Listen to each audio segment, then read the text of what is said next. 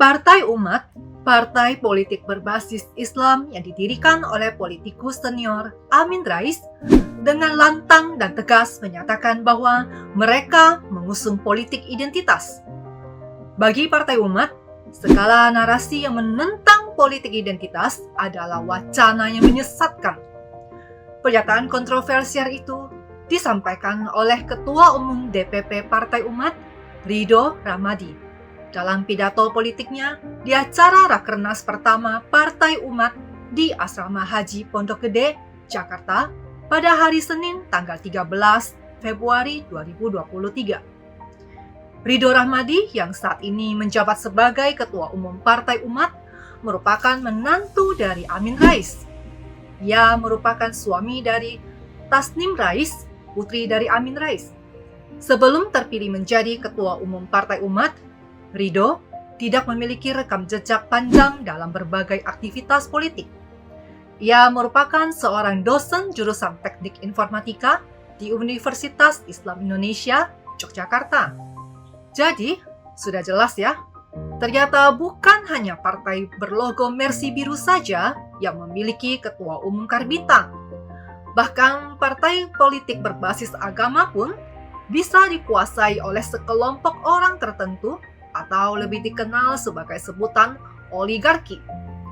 Inilah akibatnya jika jabatan-jabatan strategis di sebuah partai politik dipegang oleh orang-orang karbitang. Menurut saya, isi pidato yang disampaikan oleh Ketua Umum Partai Umat mengandung banyak cacat logika. Ya, kami Partai Umat, ya, kami adalah politik identitas.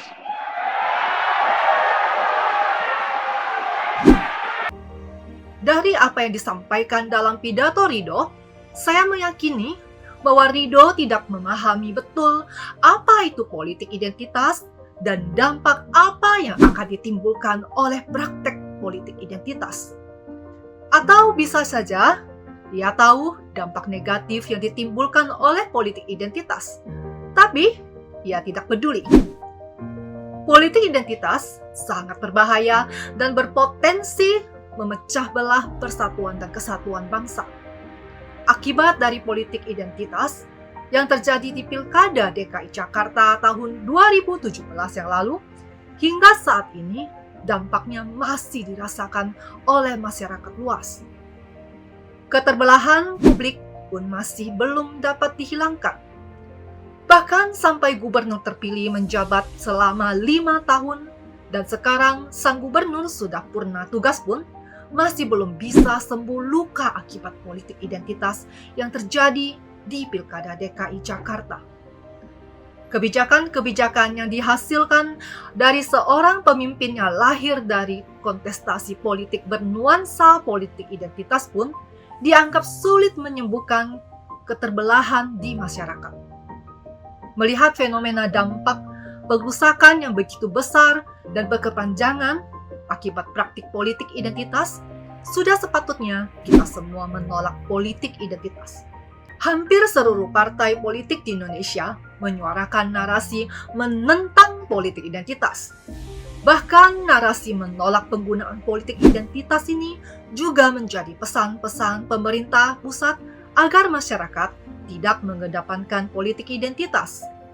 Karena politik identitas menjadi penyebab polarisasi masyarakat pada 2 pemilu sebelumnya.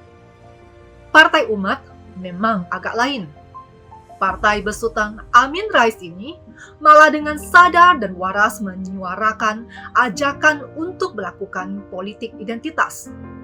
Bahkan Ridho menyatakan bahwa Partai Umat secara khusus akan melawan semua narasi yang menentang praktik politik identitas. Menurut Ridho Ramadi, berpolitik dengan mengusung identitas Islam merupakan salah satu strategi Partai Umat untuk memenangkan pemilu 2024. Secara terang benderang, seorang ketua umum partai politik mengakui akan memanfaatkan politik identitas untuk kepentingan meraup suara partainya dan sebagai strategi untuk memenangkan pemilu. Pernyataan resmi seorang ketua umum tentu saja merepresentasikan bagaimana sikap partai yang sedang dipimpinnya. Partai Umat tidak peduli segala dampak negatif yang akan ditimbulkan oleh praktik politik identitas. Yang penting bagi partainya bisa menang, masa bodoh dengan perpecahan di masyarakat. Bagi Partai Umat, sebuah pihak yang menentang politik identitas berarti sama saja dengan menghilangkan polaritas agama dalam dunia politik. Menurut Ridho, politik akan kehilangan arah dan terjebak dalam polaritas yang relatif dan etika situasional. Ridho menyatakan bahwa politik identitas adalah politik Pancasilais. Pernyataan ini jelas mengalami kesesatan dalam berpikir. Politik identitas bertentangan dengan Pancasila, yaitu sila ketiga Persatuan Indonesia.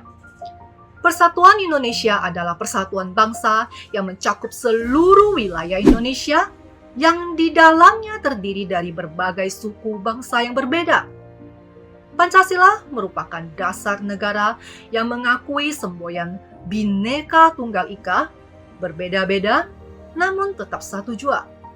Artinya, Pancasila merangkul seluruh perbedaan yang ada dan memfilter isu-isu ras, suku, dan agama yang sangat marak terjadi di dalam negeri. Maka dari itu, Pancasila berperan penting dalam melawan politik identitas. Ridho menyatakan Partai Umat secara khusus akan melawan dengan cara yang beradab dan elegan narasi lata yang kosong dan menyesatkan tentang larangan politik identitas. Dengan semangat politik identitas, Partai Umat akan membangun perjuangan dari masjid.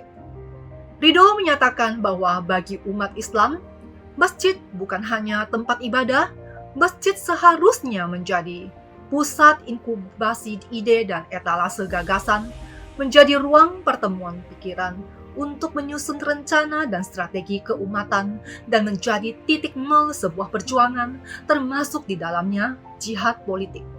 Ridho mempertanyakan aturan yang melarang aktivitas politik di masjid. Menurut Ridho, politik gagasan seharusnya diperbolehkan dibicarakan di masjid. Larangan penggunaan masjid untuk berpolitik hanyalah sebuah politik provokasi atau adu domba bagi Ridho. Pernyataan Ridho mengingatkan saya akan kasus pembentangan bendera Partai Umat di Masjid Al-Taqwa di Cirebon, Jawa Barat yang dilakukan oleh para kadernya.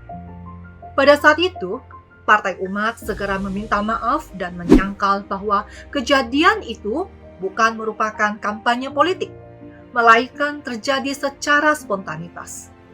Akan tetapi, melalui pidato Ridho kali ini, secara tidak langsung Partai Umat telah mengkonfirmasi bahwa kejadian bulan lalu mengenai pembentangan bendera umat di masjid bukanlah sebuah pelanggaran. Seluruh tempat ibadah agama apapun harus steril dari politik. Rumah ibadah, termasuk masjid, adalah milik bersama, bukan milik partai politik tertentu.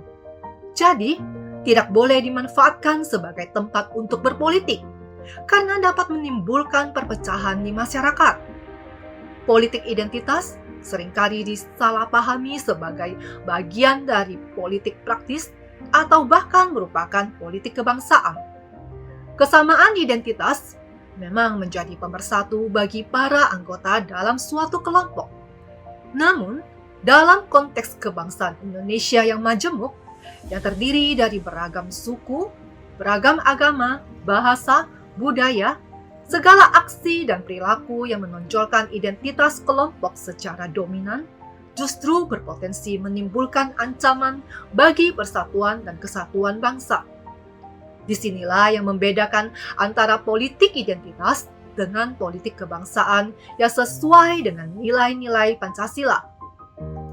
Partai politik yang hanya mementingkan kepentingan kelompoknya tanpa memikirkan dampak kerusakan dan resiko terpecahnya persatuan dan kesatuan bangsa tidak layak berada di kancah perpolitikan Indonesia dan tidak layak untuk dipilih.